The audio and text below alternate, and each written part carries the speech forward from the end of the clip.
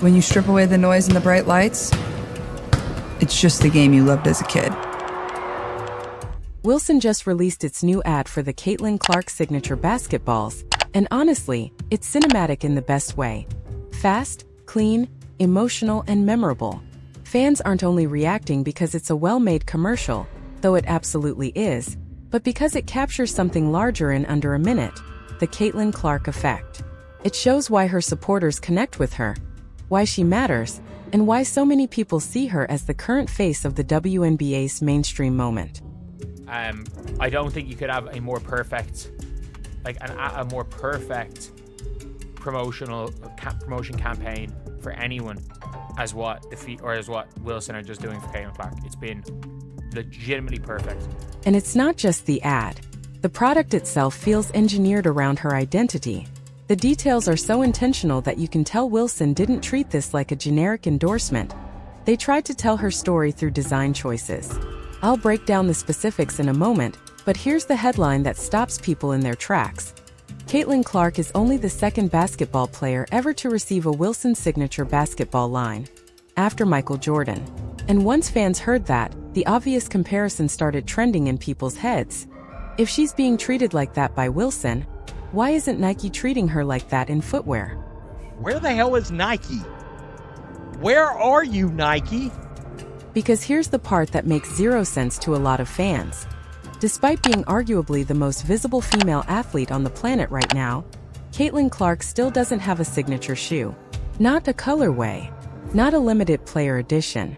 A true full signature shoe, built around her, marketed around her, and released with urgency. The gap between her popularity and the pace of the shoe rollout is so wide that it almost feels like there has to be something going on behind the scenes. We need to talk about Caitlin Clark. Let's you and me talk about Caitlin Clark since you refuse to talk about Caitlin Clark. And that's where things get interesting. A Nike insider recently suggested a behind-the-curtain explanation for the delay. And if it's accurate, it's as frustrating as you'd expect, especially when you compare it to what Wilson just executed so smoothly. So today we're going to break down the Wilson campaign, why it works, what it communicates, and then we'll pivot to Nike, and why it's becoming harder to defend how slow they're moving. Also, if you think Nike is fumbling this moment, like the video, because unlike Wilson, they might actually be dropping the ball. And yes, that pun was 100% intentional. Subscribe for more Caitlin Clark and WNBA updates. Now the first female athlete to have a signature basketball collection. Let's start with what Wilson has done right. Wilson has consistently treated Caitlin Clark like a cornerstone, not a temporary trend. Last year they launched her first signature basketball line with major buzz, and again that context matters, second ever after Michael Jordan is not a normal stat. That's legacy territory. This year they didn't just repeat the idea. They expanded it and made the product feel worthy of a player who's driving attention, ticket sales, and cultural conversation. It doesn't feel like they slapped her name on a ball and called it a collaboration. By all appearances, Caitlin was involved across the design choices, and everything, from textures to colors to hidden messages, feels like it was meant to communicate mindset. For example, the Aspire ball looks understated at first. Clean, neutral, almost minimal. But once you take it outside and sunlight hits it, hidden phrases show up in bold fever red: dream big, keep going, and the most personal message of all: you're going to be amazing because you are amazing. And that quote isn't random either. Fans immediately recognized it. Be amazing because you are amazing. Because that line isn't just marketing copy. It's something Caitlin says to her teammate Aaliyah Boston before games. That's the kind of detail that flips a product from cool merch into something emotional. Something fans feel like they're holding a piece of a real relationship and a real routine. Then you have the Envision ball, built for outdoor play, with a pattern that looks like a maze at first glance, until you realize the design is actually spelling dream big in a repeating custom layout. And then there's the Oasis ball, soaked in Caitlin's favorite light blue, and inspired by something most people wouldn't even think to include: her time spent golfing. Next on the team, Caitlin Clark.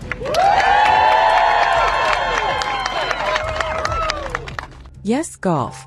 One panel even features an abstract aerial-style graphic of a golf course, which is such a smart human touch. It connects her off-court personality to the on-court product in a way that feels authentic, not forced. And then you get to the fourth ball, the Embrace Ball, the EVO NXT regulation quality model, the one designed for real game use. League rules mean it can't be overly flashy, but Wilson still managed to sneak in something special. And this might be the coolest detail of the entire collection.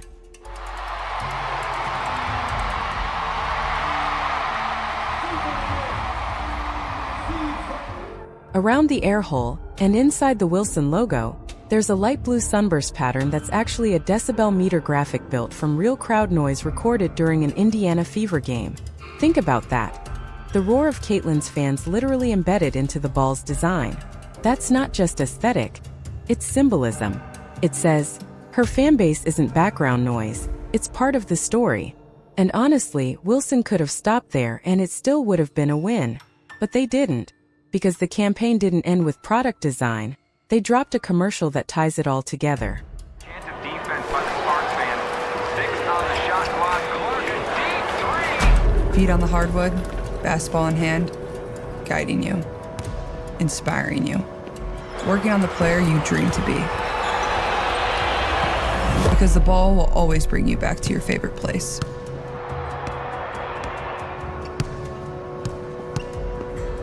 Calm, focused, and confident. To the place all roads lead, the game of basketball.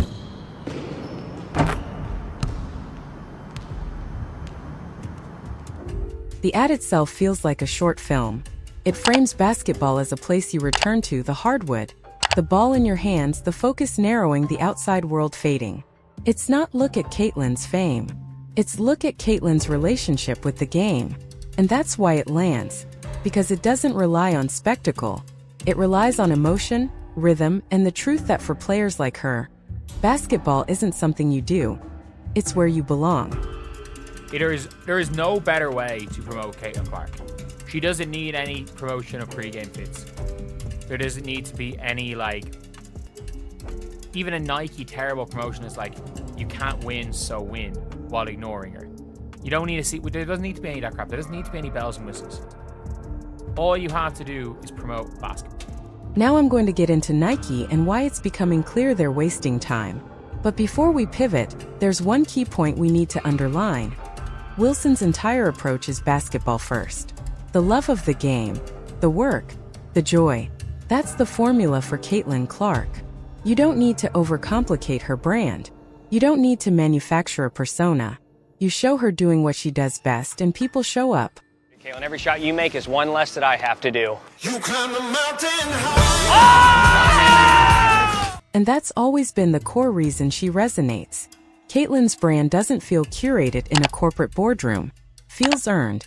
It's built on relentless reps, deep confidence, and real joy.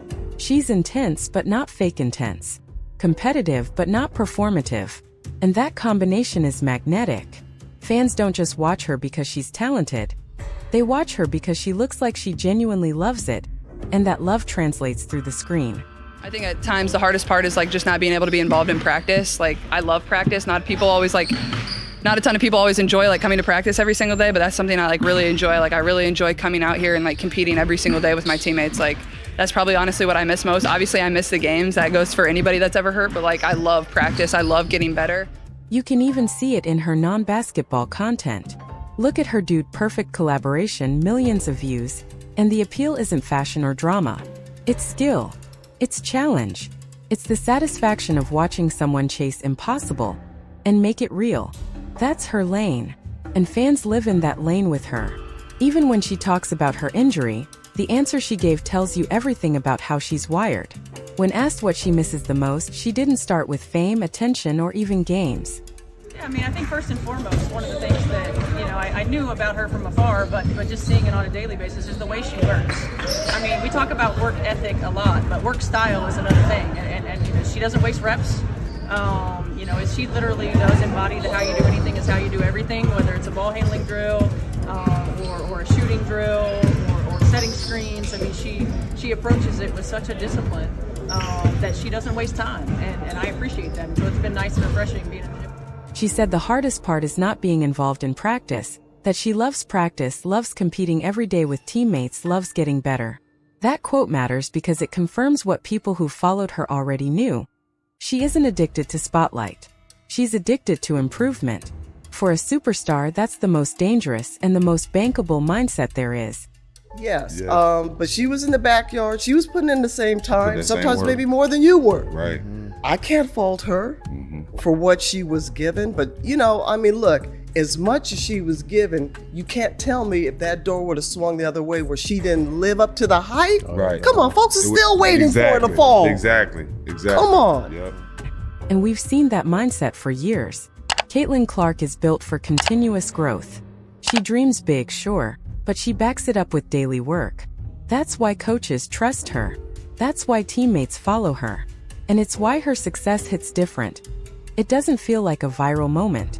It feels like the outcome of obsession-level consistency. Even in training camp, head coach Stephanie White didn't lead with hype.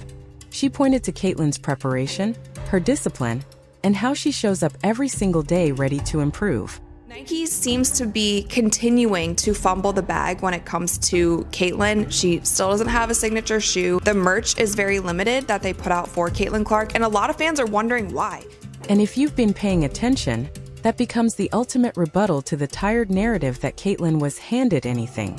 She earned her platform through performance, durability, repetition, and love for the craft. She didn't get gifted a lane, she built the highway. That's also why the Nike delay frustrates people so much. Because this isn't a temporary popularity spike. This is a generational athlete with generational momentum. And before we talk Nike again, listen to how legends like Cheryl Miller talk about her, because they recognize the real thing when they see it. I want to show you two different charts here. One, your stock price since 2021. It is down nearly 60%.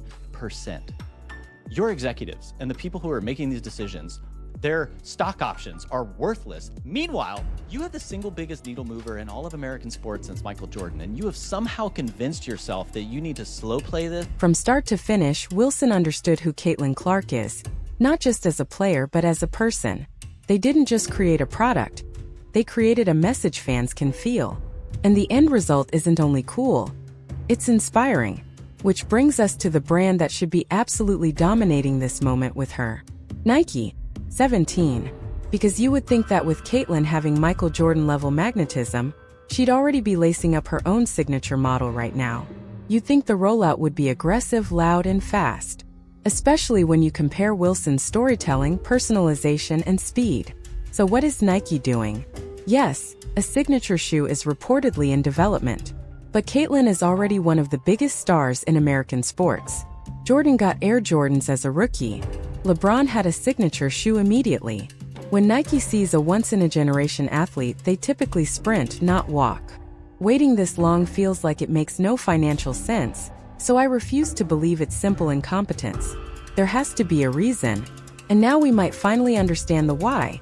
Because former Nike marketing veteran Jordan Rodgers recently shared details that made a lot of fans say, "Oh, so that's what this is." I'm so confused as to how you would be so invested in the WNBA for several years, and you have been doing great work to try to elevate and uplift that league and many of the athletes there. But this seems like you have convinced yourself that this needs to be an either-or conversation. And we never have an either-or conversation in the men's sports. You have like 10 signature athletes. Half of them don't deserve a signature shoe. Nike's sales pressure has been part of the broader conversation. Legacy lines don't hit like they used to, and brands are fighting for cultural momentum. That's exactly why Caitlin looks like an obvious solution. She's a fresh face with massive pull, especially with younger fans and casual viewers who weren't even watching the WNBA before her. So why slow play this? Why hesitate during the exact moment when she's the most discussed athlete in the country? That's the billion-dollar question. And what Jordan Rodgers hinted at suggests the answer isn't about product readiness. It may be about internal priorities and timing politics. And I don't know if you saw, but her boyfriend on his page reposted this, which I guess it could have been an accident, but I'm going to assume, y'all don't got internet or what? That's because apparently Nike didn't say anything. They were radio silent. Fans also noticed small things that felt loud, like glimpses of Aya Wilson's A1 shoes in social media content. And then there was Nike's near silence during Caitlin's Iowa homecoming game against the Brazilian national team, an event that was huge for her visibility and, honestly, for the WNBA ecosystem. Tickets sold instantly, millions tuned in, and yet Nike's public presence around it felt minimal to non-existent. The silence was so noticeable that even people close to Caitlin publicly amplified posts calling Nike out. That's when fans stopped asking, did Nike miss it? And started asking, did Nike avoid it on purpose?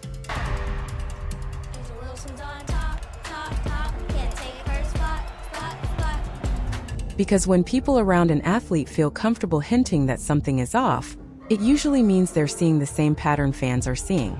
And the big question becomes, how could Nike not understand the moment?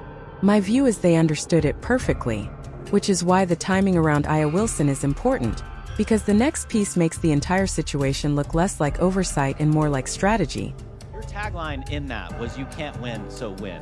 One of the best explanations I can come up with is that you are wringing your hands and afraid to enter into this politically divisive conversation that has been co-opted by the media and pundits who are race baiting and doing all kinds of ridiculous things around women's basketball. You can't win, so win. You have the unicorn, the chosen one, the one who everyone wants to hear from, and you were just sitting around Gatorade, State Farm, Gainbridge, Wilson Basketball, have all figured out how to have a point of view with Caitlin Clark. Please, for the love of God, figure something out. Aya Wilson's signature launch happened just days after that Iowa homecoming game. So the theory is straightforward. Nike didn't want anything competing with Aya's spotlight. They didn't ignore Caitlin because they forgot about her. They stayed quiet to protect a different launch window. And if Jordan Rogers' comments are accurate, that theory doesn't just sound plausible. Sounds close to confirmed. From a corporate perspective, it's scheduling. From a fan perspective, it feels like artificially holding back the biggest star to keep the balance. And then you have a lot of folks that have come to the defense of numerous WNBA players because they were pointing out, like, this has been going on before long and people are not hating on her. It's not about hating on her. It's that you feel she is getting a level of attention that you deserved and you warranted long before she ever came along.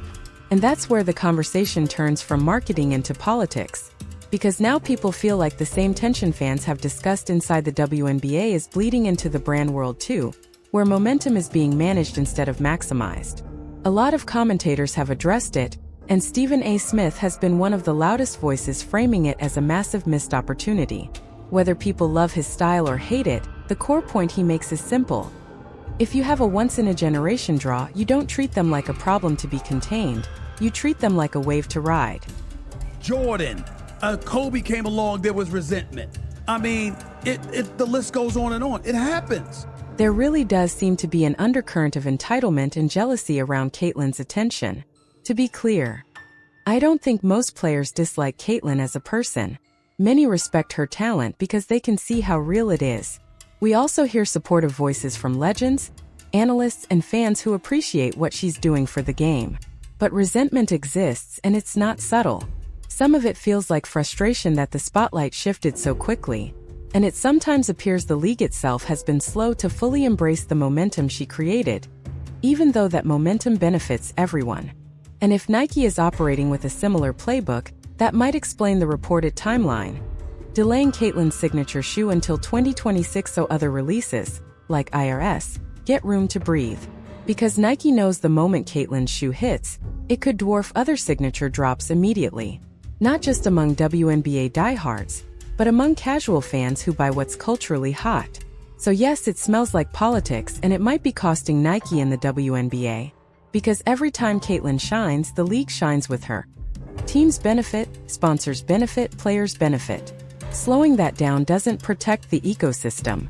It risks suffocating it.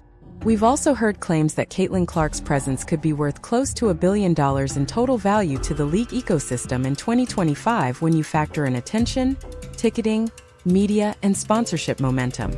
And we've seen what happens when she's not on the court. Ticket prices soften, views dip, and the energy changes. That gap is real, and it's measurable. And it highlights how central she has become to the league's current growth story. After watching Wilson's campaign, the detail, the care, the basketball-first approach, you can't help thinking, Fans are being denied an opportunity to carry this moment everywhere, right now when it matters most. And the timing matters because this is happening around major league business conversations, including a crucial CBA era where momentum and public support are everything. Meanwhile, the league's other highly promoted names go viral for reasons that don't always help the sport's image long-term. Sometimes it's highlights, sometimes it's struggles, sometimes it's memes. I'm not saying that to pile onto anyone. It's just the reality of how the internet works. But when one player becomes a meme while Caitlyn, without even playing, still dominates conversation, it tells you exactly where the true cultural gravity is.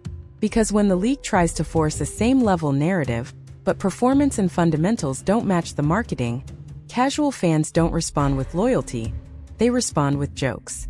And that's a problem. While Caitlyn waits for Nike to finish her signature shoe, other players already have deals elsewhere, which only makes Nike's delay look even stranger. This should be the era where the league celebrates skill, leans into what fans are clearly choosing, and stops fighting the current.